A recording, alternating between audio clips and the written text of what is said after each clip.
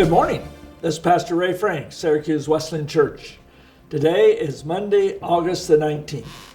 Thanks for joining us online today.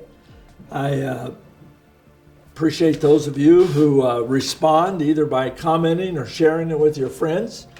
Helps get the word out. Well, I want to ask, have you ever been lonely? Most of us have. Sometimes I'm keenly aware of those in our church who live alone.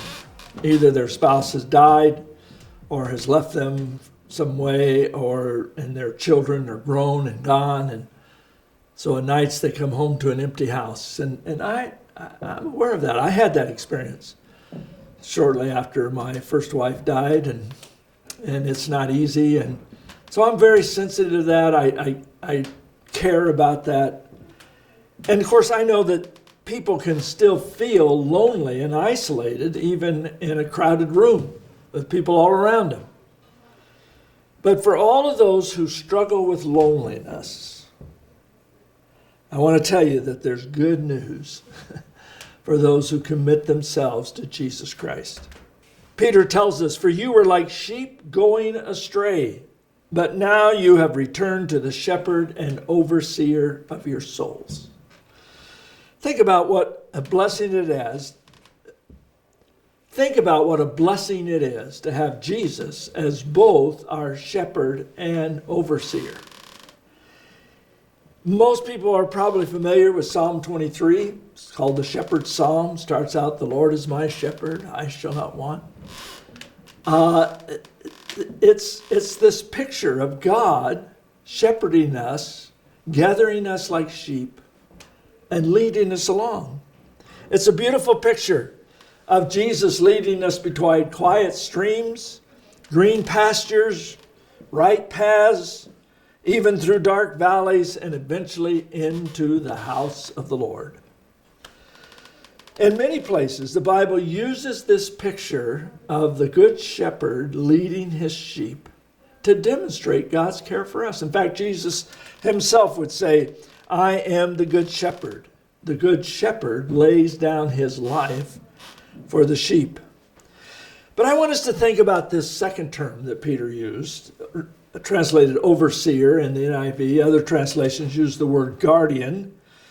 You know, a guardian is the one who's the person who keeps guard, who's responsible for us. If you're a guardian of a child, then that means you're supposed to be taking care of them. So God describes himself in the same way. He's our guardian. So it's this picture of not only Jesus gently leading us, guiding us, directing us, but also guarding us. One of the pictures, out of Psalm 23 is that he has his rod and his staff comfort us. The staff was used to draw the sheep in. The rod was used to guard the sheep from the coyotes or whoever was attacking.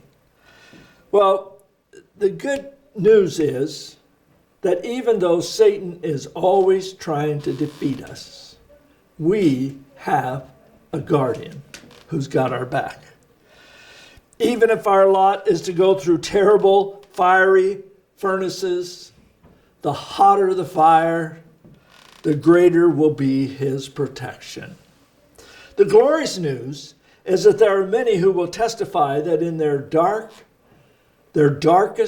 and their most lonely moments, it was then that the presence of the Lord seemed most obvious.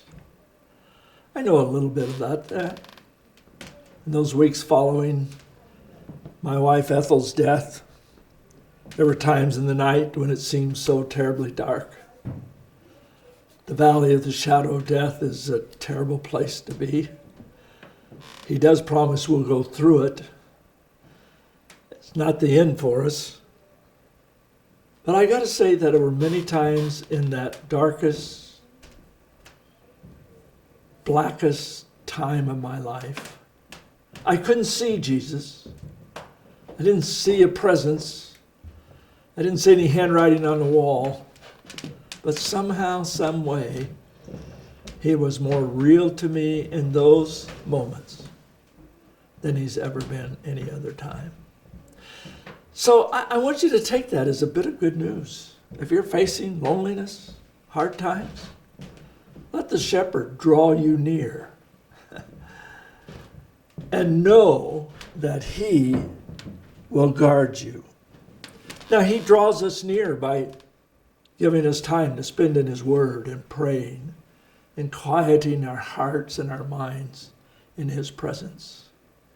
And when we do that, it may just be that you will sense his presence as never before. Well, have a great week. God bless you.